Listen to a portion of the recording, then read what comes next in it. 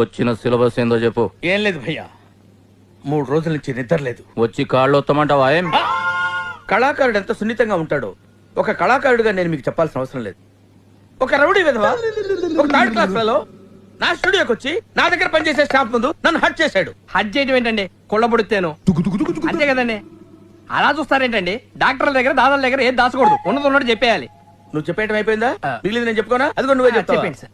అది భయ్యా, అది భయ్యా జరిగింది. దానికి నేనేం చేయాలి? మీ పవర్ చూపించాలి.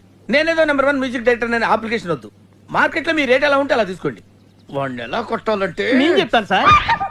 వాడిని ఎలా కొట్టాడు, మీరు వాడిని అలా కొట్టాలి. వాడిని ఏడేడ బజాయించిండో నాకేమేరకరా? నాకెరక సార్, అసలు నా లైఫ్ లో అలాంటి కొట్టుడే చూడలేదు. ఒక శివమణి జాస్ కొట్టినట్టు, ఒక జాకీర్ హుస్సేన్ తబలా కొట్టినట్టు, శంకర్ సినిమాకి ఏఆర్ రెహమాన్ వాయించినట్టు కొట్టుడు.